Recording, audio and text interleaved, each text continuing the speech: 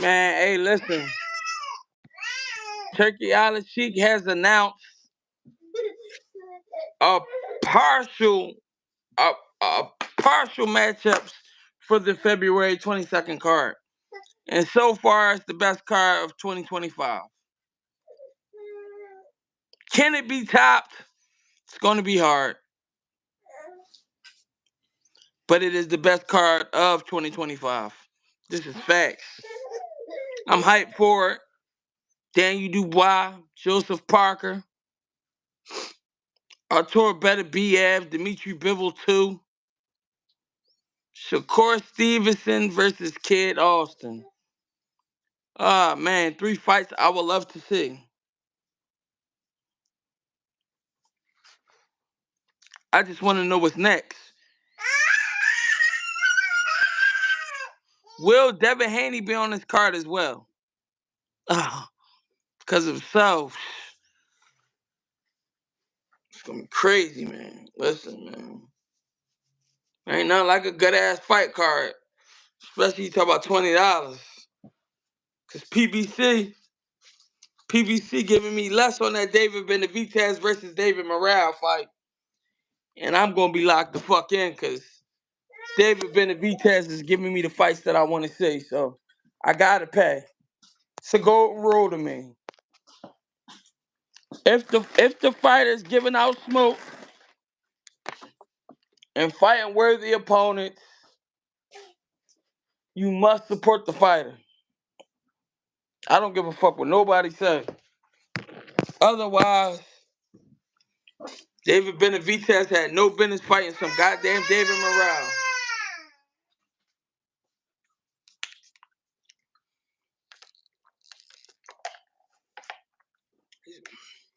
Shit, way too early. Hey, but we locked in, man. I just really want to hear what the people got to say about this.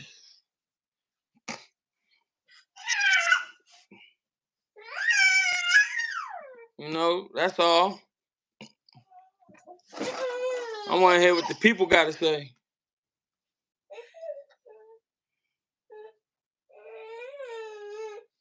Hey, good morning, man. How you feel about these fights, man? February 22nd, Turkey out of Sheik.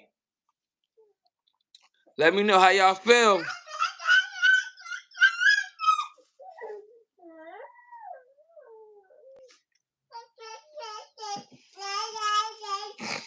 Come on, baby. I'm hyped. I'm geeked. I want to see great matchups.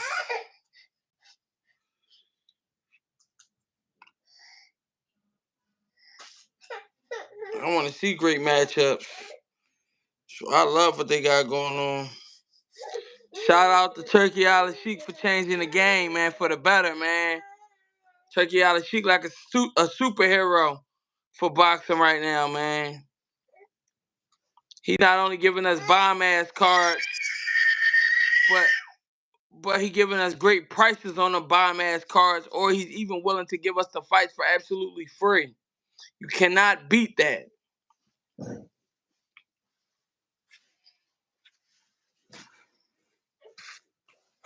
Hey, how would y'all feel if Top Rank joined Amazon with PBC and PBC fighters would be more active because they would basically be all one big ass platform? Heard a rumor about it. I just want to see how people will feel about it.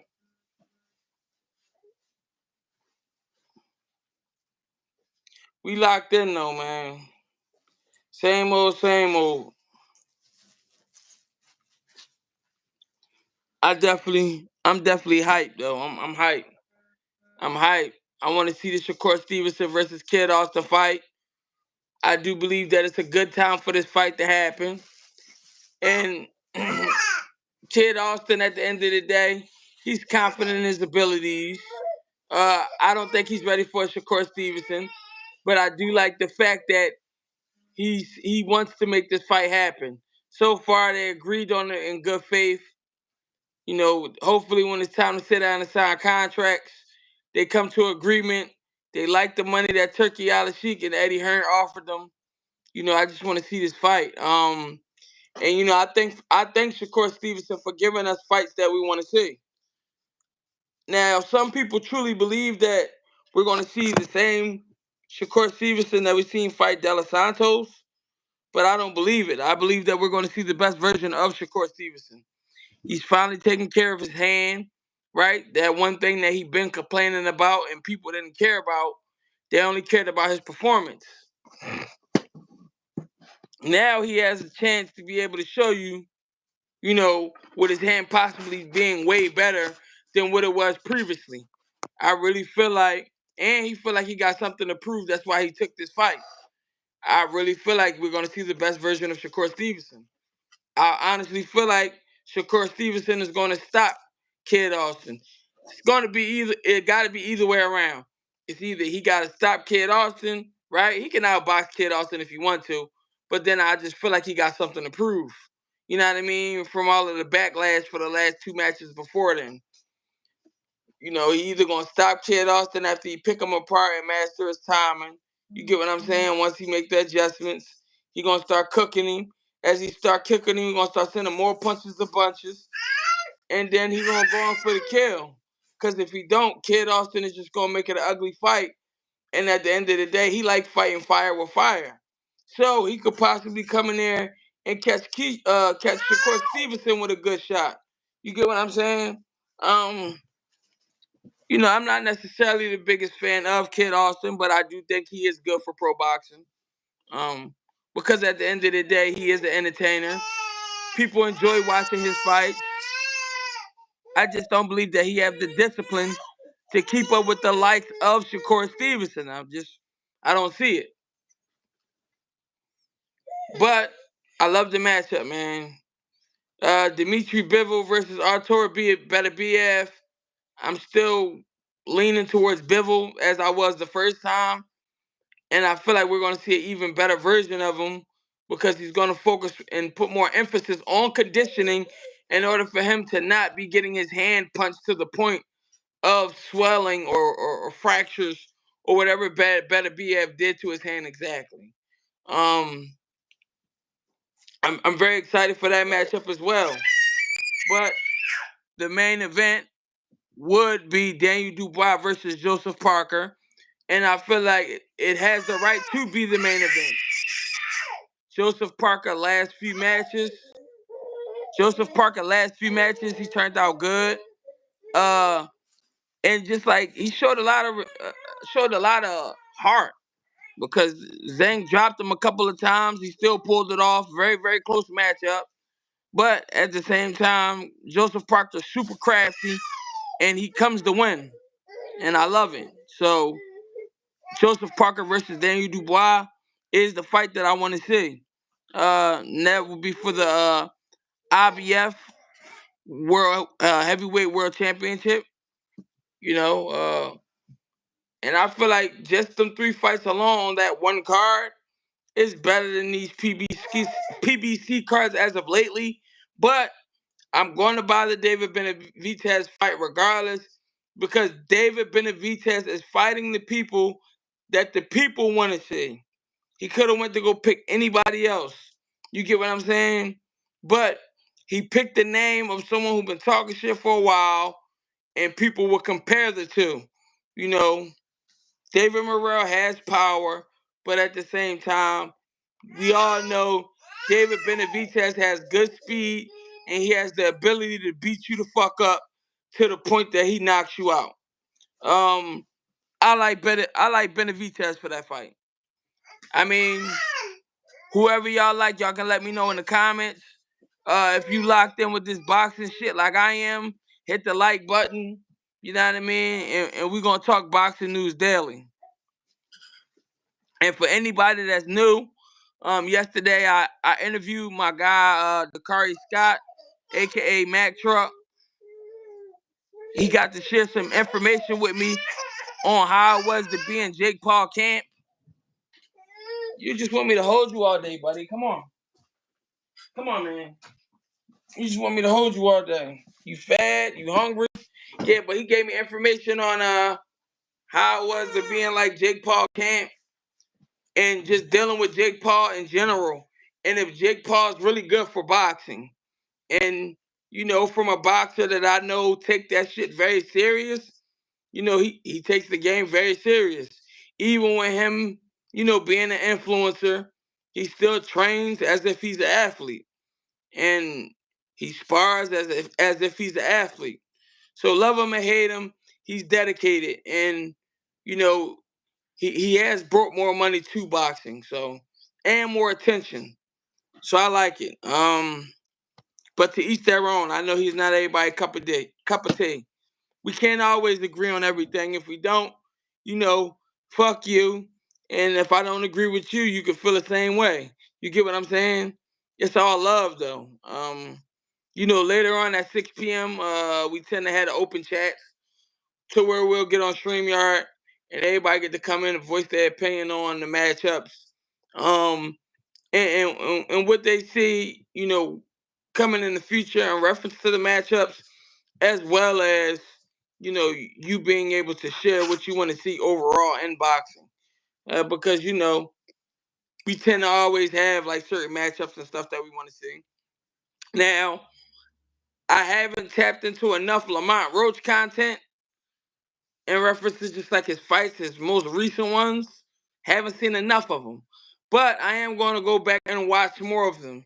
Um, I've seen the little I've seen. He's very crafty.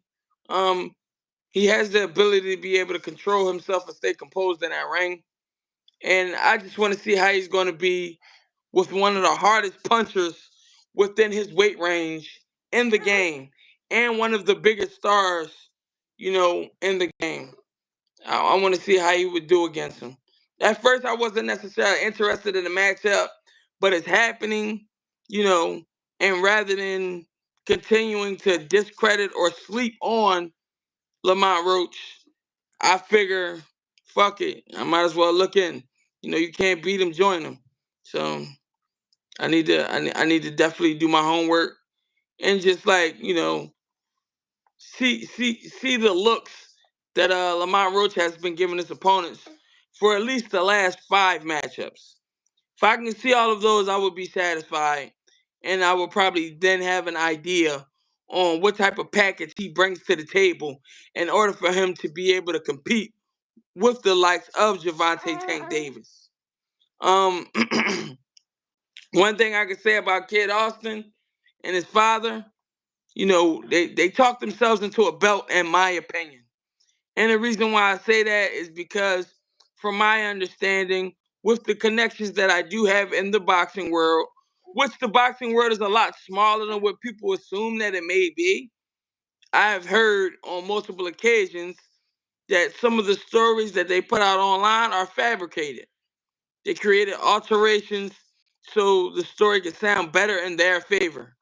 Um, of course, talking about sparring, it doesn't necessarily matter. It's not a winner, it's not a loser. You're getting in there and just working on shit. But of course, when you are top competitors, they tend to size each other up and see, where who's at when they get in that ring, as well as have a chess match. So, from my understanding, Floyd Schofield with Shakur Stevenson was getting, handled and picked apart. And against Abdullah Mason, because he has that lunge in style, Abdullah Mason has busted him upside his fucking head. And Floyd Schofield Sr. stopped the sparring because Floyd Schofield Jr. was not listening.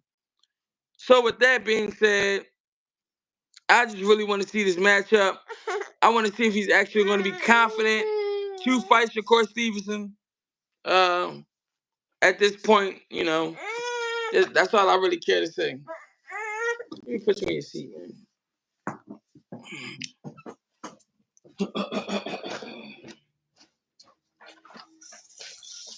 Make it voice, make it, man. I'm not holding you all day. Then I'll never be able to put you down.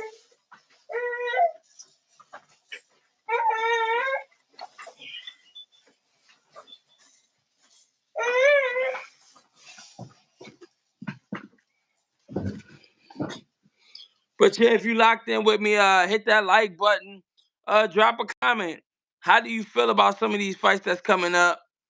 What do you want to see? Like, you know, I love to hear other people's opinions when it comes to boxing, rather if we agree or disagree. Um,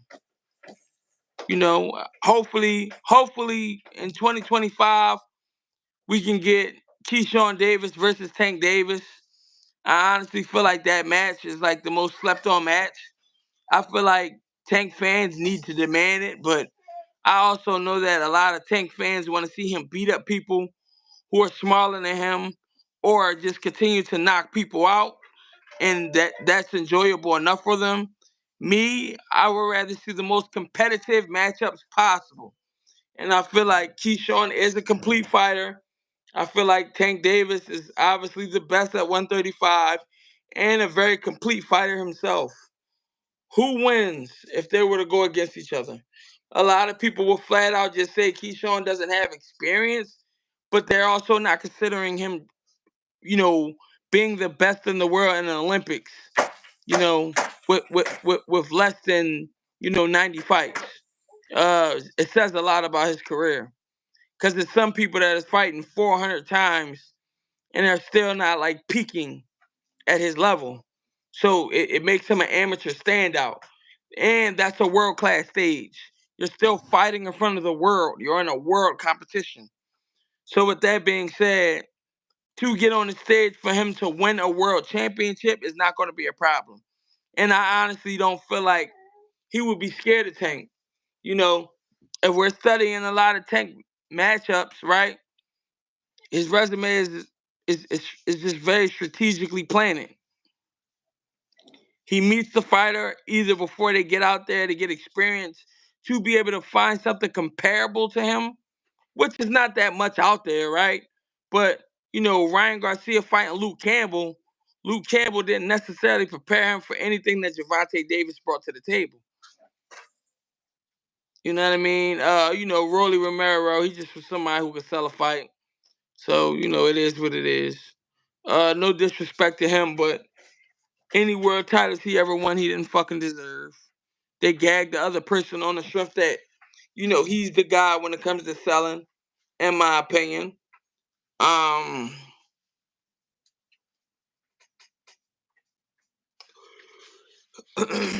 and I could be wrong.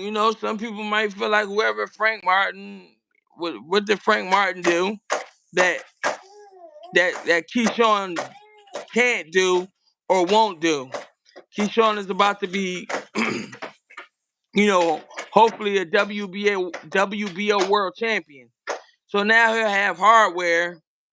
So if he was to win that belt and defend it maybe once or twice, once I would assume, like he don't deserve that fight with Tank. Or if he win that belt and then he go, you know, pursue the IBF and Loma vacate and give it to him, you know, does he deserve the Gervonta Tank fight then? You get what I'm saying? Uh, these are little things that I always like to ask people because I hear a lot of some people saying they want to, like a few people that I know that are knowledgeable, they want to see Keyshawn Davis fight Tank Davis. And the majority of them, like Tank fans, they don't want Tank to fight nobody like him. They say he's not deserving. Meanwhile, Tank tried to pursue Ryo. Ryo 14-2. He got 16 fights. Keyshawn has what, 12? So it's a 4-fight difference. Does those 4 fights really give you all the experience in the world? Nah, not necessarily in all cases. In his cases, I could say he learned one of the harder lessons because he got stopped. You get what I'm saying? And that's why he was able to outbox Pitbull. Speaking of Pitbull, I don't think it's fair that he pulled out his rematch clause to try to get his title back and then try to basically crucify Ryo for outboxing him. It's not his fault you didn't use a jab, Pitbull. It's not his fault you kept on trying to throw big dumbass haymakers and it didn't work because he was catching them and rolling them. It's not his fault that he had your number. It's your fault for bringing the same ordinary package. at that high of a level. You fighting the top 1% of your weight class, and you basically in there just throwing sloppy shit the whole fight, hoping something stick. And then you criticize the man and make it seem like he just was a track star and he just was running from you the whole time. He wasn't. He just was outboxing the fuck out you. And boxing is still a sweet science, man. It's not about necessarily like, you just going in there and you just hitting each other without moving your head or without being able to keep away from any danger. I like what Rayo did, and I favorite Pitbull for that fight, but he also didn't have another look. All he had was, trying to throw big dumb shit. You know what I mean? I don't know, man. This shit is all subjective, man. But for anybody who wasn't in the chat, I started it off talking about the February 22nd card. I need to know how y'all feel about this February 22nd card. This shit is gonna be amazing. Artur Beterbiev, Dimitri Bivol, 2, 4 undisputed at light heavy. Daniel Dubois, Joseph Parker for the IBF world title at heavyweight. Kid Austin and Shakur Stevenson. Those are the 3 fights that's announced so far. How do y'all feel about them? Let me know in the comments what y'all like. What do y'all want to see in 2025? How do y'all feel about the fact that the Ryan Garcia exhibition may not go through? Simply because they didn't send a contract to Golden Boy in order for him to be able to get rights to viewership on the exhibition in the United States of America.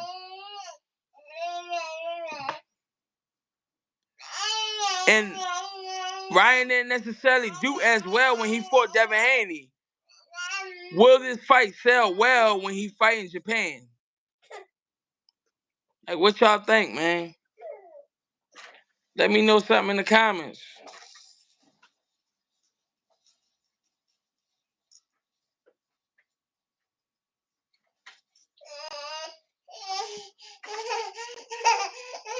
Bryson, I don't get why you acting like this. Hey.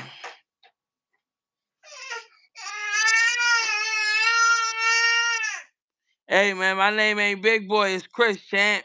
Good morning to you, though.